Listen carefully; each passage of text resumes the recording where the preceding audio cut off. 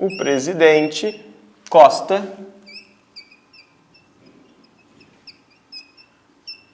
e Silva,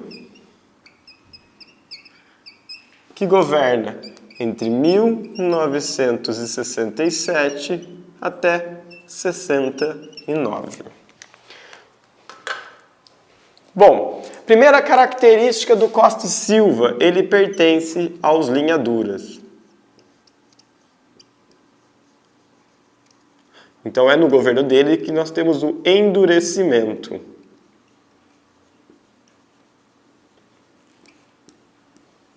do regime. É também nesse contexto que, se sentindo traído pelo governo militar, que muitos que apoiavam o golpe militar vão formar a Frente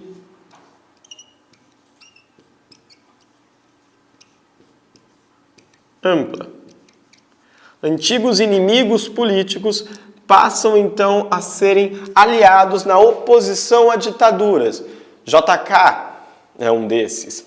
Jango. Carlos Lacerda. Lembram do Carlos Lacerda que desde o governo Vargas tentava dar o golpe, apoiava o golpe?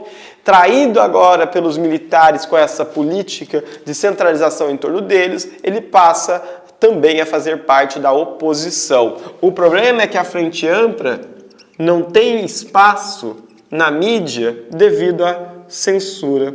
Então ela acaba se tornando um elemento muito fraco, que quase não tem legitimidade porque ninguém conhece.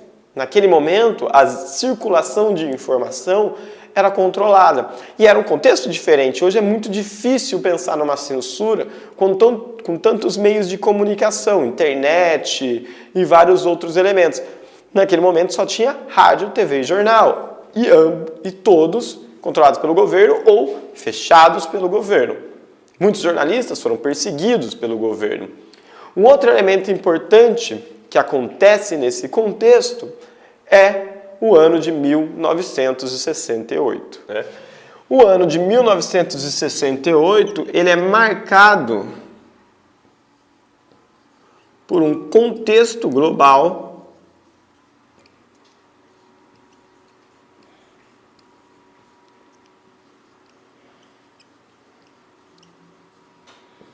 de luta, luta contra o establishment. É maio de 68 na França, são as manifestações por direitos civis nos Estados Unidos, são manifestações inclusive dentro da União Soviética. E isso também vai chegar no Brasil. Nós teremos em 68 um aumento da oposição, principalmente da oposição realizada pela a União Nacional dos Estudantes. Lembram dos cortes de gastos que eu havia falado antes? Atinge muito a educação. Por isso que nós teremos, em grande medida, a ação dos estudantes contra o governo. Aí nós conseguimos compreender por que os estudantes vão se mobilizar de forma tão forte contra a ditadura, principalmente devido aos sérios danos que a educação vai sofrer durante o contexto da ditadura. Também, junto com os estudantes, os sindicatos, que já sofrem com aquelas medidas de arroxo salarial e flexibilização do trabalho.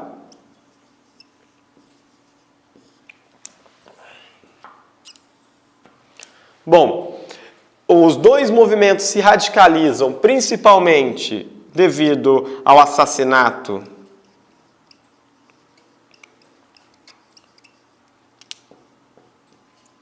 de um estudante, Edson Luiz.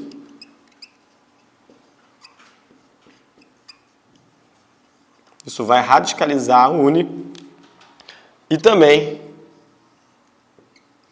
a prisão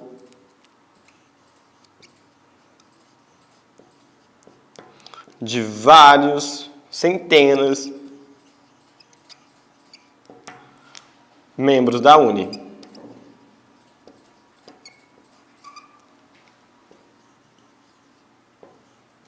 Em Ibiúna, São Paulo, durante um congresso da própria instituição. Já os sindicatos aqui, eles vão radicalizar, como por exemplo, nas greves em Contagem, Minas Gerais.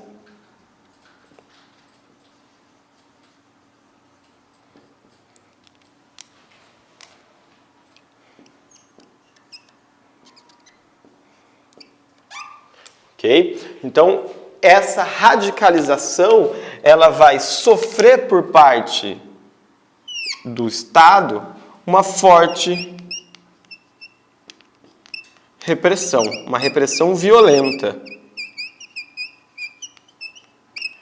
Prisões serão feitas em nome da manutenção da ordem.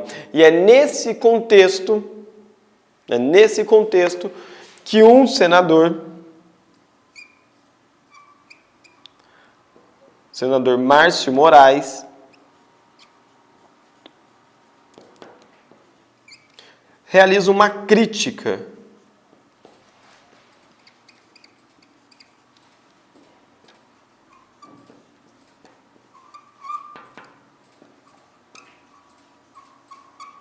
ao governo militar em relação à opressão.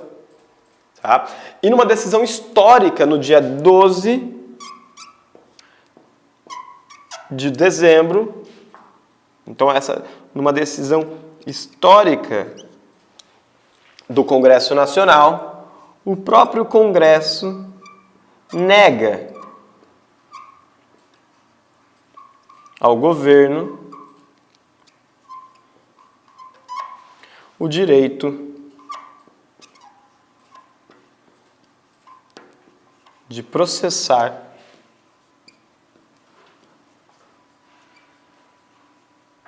o senador Márcio Moraes. Então, observem só, nós temos o aumento da repressão, essa repressão gera uma revolta dentro do cenário político do Congresso Nacional, os senadores do MDB fazem uma crítica, o governo tenta entrar com um processo, pede ao Senado, o Congresso Nacional, o direito para processar, o que o Congresso acaba negando. E, em resposta, no dia 13 do 12, nós temos aí o mais nefasto de todos os AIs, né? O AI-5.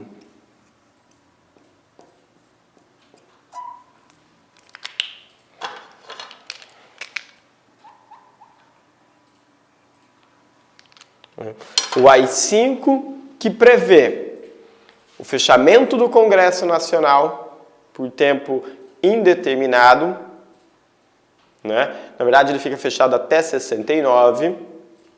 O fim do habeas corpus, ou seja, a prerrogativa de você ser julgado em liberdade acaba, a presunção de que a pessoa é inocente até que se prove o contrário também acaba nos crimes que são cometidos, que são tidos como crimes políticos. Então, olhem o nível em que se chega o autoritarismo no Brasil. E é importante compreender que é graças a esse AI-5 que nós temos uma consequência nefasta.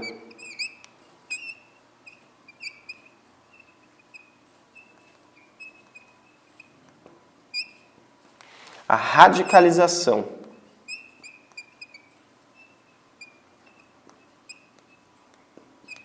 Tanto do governo quanto da oposição, né? É dessa radicalização que vai surgir, como veremos logo, a luta armada.